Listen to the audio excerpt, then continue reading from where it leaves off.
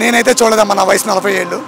ఈరోజు నేను జనసేన పార్టీ ఆఫీస్కి ఒక ప్రజానాయకుడిని, ఒక కమ్యూనిటీ ప్రాతినిధ్యం వహిస్తున్న వ్యక్తిని అయిన స్థానిక ఎమ్మెల్యేలతో నాకు సత్య సంబంధాలను కూడా ఇక్కడికి వచ్చానంటే జనం కోసం పాటుపడే విషయంగా రాజకీయాలు చేయకుండా, జనాన్ని జీతం లేని రాజకీయ జెండా కూలీల కింద చేయకుండా నేరుగా ప్రజలకి ప్రభుత్వానికి ఉన్న హక్కును వినియోగించుకునే విషయంగా ఒక పద్ధతిగా పవన్ కళ్యాణ్ గారిని ఆదర్శంగా తీసుకుని ఆ దేవుడికే మొరపెట్టుకుందాం వచ్చాము. ముఖ్యంగా ఏంటంటే మా కమ్యూనిటీకి సంబంధించిన పవన్ కళ్యాణ్ దేవుడు అని అంటున్నారు. అమ్మ, మనం ఈరోజు ఏ దేవుడికైనా సరే ఈ దేవుడు మనం కోరే కోరికలు తీరుస్తాడు అంటేనే మనం వాళ్ళకి మొక్కుబళ్ళు చెల్లిస్తాము, అలాగే కానుకలు ఇస్తాము. ఇక్కడ పవన్ కళ్యాణ్ గారు వీళ్ళు నాకు ఏదైనా చేస్తారని ఆశించకుండా, సమస్య ఉందని తెలిస్తే అడగకుండా, ఆయన దృష్టికి వస్తే అడగకుండా ఆయనే వచ్చి చేసే వ్యక్తి కాబట్టి భూమి మీద ఉన్న దేవుడిగా మేము భావిస్తామమ్మా. మరి కాకినాడ పోర్ట్ సీజ్ చేశారు కదా అండి, పోర్ట్లో షిప్ని, ఎలా అనిపించింది? కాకినాడ పోర్ట్ని సీజ్ చేయడం అంటే ఉప ముఖ్యమంత్రి కదా, దానిదే ఉంది, ఆయన అధికారం ఉంది కాబట్టి పోలీసు సహాయం వెళ్ళిపోతారని చాలా మంది అనుకోవచ్చు. మనం సినిమాల్లో చూస్తుంటాం, సీఎం అయినా సరే పిఎం అయినా సరే ఇలాంటి విషయాల్లో ఏలు పెట్టాలంటే అది చాలా డేర్ అండ్ డెడికేటెడ్ విషయం. కానీ ఆయన నిజం చెప్పాలంటే ఆయన ప్రాణాలను కూడా లెక్క చేయకుండా ఆ యాక్షన్ తీసుకున్నాడు. ఎందుకంటే ఆ అక్రమ బియ్యాల రవాణా వెనకాల ఎటువంటి మల్టీ మిలియనియర్ బిజినెస్ మ్యాగ్నెట్ల కబంధ హస్తాలు ఉంటాయో మనం ఊహించవచ్చు. సో ఎప్పటి నుండో జరుగుతుంది, కానీ ఇప్పుడు కూటమి వచ్చిన తర్వాత ఇట్లా చేయడం అనేది ఎలా అనిపించిందండి? కూటమి వచ్చిన తర్వాత ఇలా చేయడం అనేది పవన్ కళ్యాణ్ గారి యొక్క వ్యక్తిత్వం, ఆయన యొక్క దాన్ని వర్ణించడానికి కూడా నాకు పదాలు రావట్లేదు.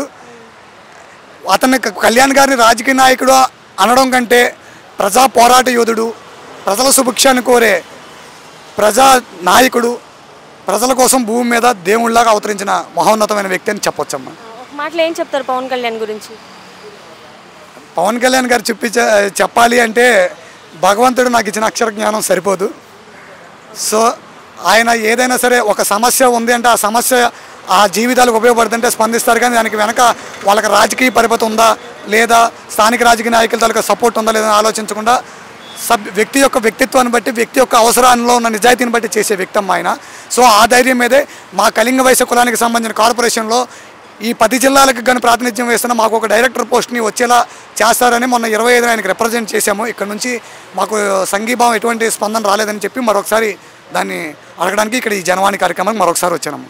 విఆర్ కళ్యాణ్ అండి, అంటే నా పూర్తి పేరు రాజేష్ కళ్యాణ్ ఉన్నా, కానీ స్టేట్ అంతా నన్ను విఆర్ కళ్యాణ్ అంటేనే తెలుస్తుంది. నేను ఒక ప్రజానాయకుడిని. ఎక్కడి నుండి వచ్చారండి జనవాణి అనే కార్యక్రమానికి? నేను విజయవాడ నుంచి వచ్చానండి. ఎందుకండి, ఏదైనా సమస్యతో వచ్చారా? అవునండి, మాది కమ్యూనిటీ వచ్చి కళింగ వైశ్య కమ్యూనిటీ అండి. మాకు 2014లో ఉత్తరాంధ్రలో బీసీ జాబితాలో చేర్చారు మా కమ్యూనిటీని. ఈ 10 జిల్లాల్లో అది ఇప్పటికీ రావట్లేదు. కానీ మా కమ్యూనిటీ పీపుల్స్ ఈ ఏపీలో ఎక్కడ నివసిస్తాం సరే వాళ్ళ ఓటు హక్కును గవర్నమెంట్స్, స్టేట్ గవర్నమెంట్ కానీ సెంట్రల్ గవర్నమెంట్ తీసుకుంటాం. కానీ మా పుట్టినీళ్ళైన కళింగ వైశ్య కమ్యూనిటీకి ఇచ్చిన ఓటు బీసీ సర్టిఫికేట్స్ మాత్రం అది ఉత్తరాంధ్ర వరకే పరిమితమవుతుంది. గత ప్రభుత్వం ఎన్నికల ముందు మాకు జీవో నెంబర్ 25 పేరుతో ఏపీలో అన్ని డిస్ట్రిక్ట్స్కి ఇచ్చింది, కానీ మళ్ళీ అది పెండింగ్లో ఉంది. సరే, ఇలాంటి సమస్యలు కొంచెం పద్దాక ప్రభుత్వ కార్యాలయాల చుట్టూ తిరిగే పని లేకుండా మాకేంటంటే ఈ 10 జిల్లాల్లో, అంటే ఉత్తరాంధ్ర నుంచి వచ్చిన ఈ 10 జిల్లాల్లో 25,000 కుటుంబాలు ఉన్నాయి మా కళింగ వైశ్య కమ్యూనిటీ. వీటన్నిటిని కలుపుకుంటూ కళింగ వైశ్యుల మహాసంఘం అమరావతి అని ఒక అసోసియేషన్ 5 ఏళ్ల క్రితం స్థాపించి దానికి నేను ప్రాతినిధ్యం వహిస్తున్నాను. ఆ కుటుంబాల తాలూకా బాధలు సాధకాలు ఎప్పటికప్పుడు నేను చూసుకుంటున్నాను. సో ఏంటంటే మా కులానికి ఇచ్చిన కార్పొరేషన్, గత గవర్నమెంట్ ఏంటంటే కార్పొరేషన్లో ఉన్న చైర్మన్ పదం నుంచి డైరెక్టర్ పోస్టులన్నీ కూడా ఉత్తరాంధ్ర వాళ్ళకి ఇవ్వడం వల్ల వాళ్ళు మా గురించి పెయిన్ ఫీల్ అవ్వట్లేదు. సో ఆంధ్రప్రదేశ్ అంటే 13 జిల్లాలు అప్పటి లెక్కలో, ఇప్పుడు లెక్కలో 26 జిల్లాలు, అన్ని జిల్లాలకు అయితే ఆంధ్రప్రదేశ్ అవుతుంది, కానీ 3 జిల్లాలు మాత్రం కాదు. కాబట్టి మా అమరావతి, మన రాష్ట్ర రాజధాని అమరావతి ప్రాంతంలో నివసిస్తున్న మాకు గుర్తింపు లేకపోవడం చాలా మేము మానసికంగా దిగులు పడుతున్నాం. అన్నిటికీ ముంచి నేను నివసిస్తున్న విజయవాడలోనే మన బీసీ కులాల హెడ్ కార్పొరేషన్ ఉండి కూడా ఇక్కడ నివసిస్తున్న కళింగ వైశ్యులు కూడా ప్రభుత్వ ఫలాలు ఏమీ అందడం లేదు. మరి ఇప్పుడు పవన్ కళ్యాణ్ గారి దగ్గరికి వచ్చారు కదండి, కళ్యాణ్ గారు మీకు ఖచ్చితంగా న్యాయం చేస్తారని మీకు నమ్ముతున్నారా? అంటే మీకంటూ ఒక గుర్తింపు ఇస్తారు అని మీరు నమ్ముతున్నారా? ఖచ్చితంగా అండి, ఎందుకంటే చాలామంది ఈ రోజుల్లో రాజకీయాల్లోకి డబ్బు కోసమో పేరు కోసం వస్తారు. ఆ రెండింటి కోసం అయితే ఆయన రాజకీయాల్లోకి రావాల్సిన అవసరం లేదు. ఆయన ఒక బలమైన పవన్ కళ్యాణ్ కూడా డబ్బుల కోసమే వచ్చాడు అని అంటున్నాడు కదా జగన్ అంటారంటే ఒక ప్రత్యర్థి తన తప్పుల్ని కప్పిపుచ్చుకోవడానికి, తన నాయకత్వాన్ని మెరుగుపరచుకోవడం కోసం ఒక తనకు ప్రత్యర్థిని బద్నాం చేయడం అనేది ఈరోజు రాజకీయ నాయకులకు ఉన్న సహజనైజం కదండి. మరి ఎలా అనిపించిందండి డిప్యూటీ సీఎం పవన్ కళ్యాణ్ గారి పరిపాలన అనేది? గతంలో చూసుకుంటే సినిమాలు చేసుకునేవాడికి రాజకీయాల గురించి ఏం తెలుస్తుంది అని అన్నారు కదా, మరి ఇప్పుడు ఎలా అనిపిస్తుంది? మేడం ఇవాళ ఆయనకి పదవి వచ్చిందని ఆయన ఏదో అదే ప్రజలకి దగ్గరగా చేస్తున్నారు పదవులేనంటే అది పొరపాటే మేడం. ఎందుకంటే 2009 ప్రజారాజ్యం పెట్టినప్పటి నుంచి కూడా ఆయన యుక్త వయసు నుంచి ఎన్నో పుస్తకాలు చదివి సమాజంలో జరిగే అసమానతల గురించి ఎప్పటికప్పుడు ఆవేదన చెందుతున్న వ్యక్తి పవన్ కళ్యాణ్ గారు. అంటే అసలు ఆయన ప్రజలకు అండగా ఉంటాడంటారా? ఖచ్చితంగా. ఎందుకంటే ఆయన ప్రజలకు అండగా ఉంటారని ఒకసారి గత ప్రభుత్వం కాలంలోనో లేకపోతే 2019 ఎన్నికల ముందో పవన్ కళ్యాణ్ గారి మీద ఐటీ దాడులు జరిగినాయి. ఆ దాడులు జరిగినప్పుడు ఆయన దగ్గర బయటపడింది ఏంట్రా అంటే ఎన్నో పేద కుటుంబాలకి, వృద్ధ కుటుంబాలకి, అనాథాశ్రమాలకి విరాళాలు ఇచ్చిన రసీదులే తప్ప ఎక్కడ కూడా ఆస్తి పత్రాలు కానీ డబ్బులు కట్టలు కానీ బయటపడలేదమ్మా. ఆ విషయం కూడా ఏంటంటే ఐటీ దాడులు చేసినప్పుడే బయటపడింది తప్పించి కానీ ఆయన ఎక్కడ కూడా దాన్ని పబ్లిసిటీ చేసుకోలేదు. ఇంతకు మించి ఉదాహరణ ఏం చెప్పమంటారు?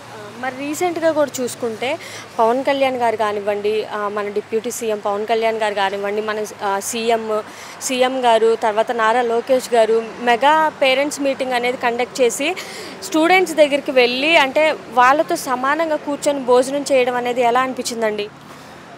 అది చాలా గర్వంగా ఫీల్ అవుతున్నానమ్మా. ఎందుకంటే రాష్ట్రాన్ని పరిపాలించే నాయకులు ఎన్నికల సమయంలో కానీ వాళ్ళ పార్టీని బలోపేతం చేసుకునే విషయంగా కానీ ప్రజల వద్దకు రావడమే ఇన్నాళ్ళు జరిగిన సంస్కృతి. కానీ నిజం చెప్పాలంటే అధికారంలోకి వచ్చే సంవత్సరం కూడా పూర్తలేదు. ఇప్పుడు వీళ్ళు గత రాజకీయ నాయకుల్లాగా ప్రజల్లోకి వచ్చి కూర్చోవలసిన అవసరం అయితే లేదు. కానీ ప్రజల్లో ఒక చైతన్యం తీసుకురావడానికి, ప్రజల్లో ఉన్న కష్ట నష్టాలు నేరుగా ఒక ఓటర్గా వాళ్ళ ముఖ్యమంత్రి, ఉప ముఖ్యమంత్రి పదవులను పెట్టి తెలుసుకునే ప్రయత్నంలో భాగంగా వీళ్ళు ఒక అడుగేయడం అనేది ఇది ఒక నూతన చరిత్ర. ఇలా ఏ సీఎం అయినా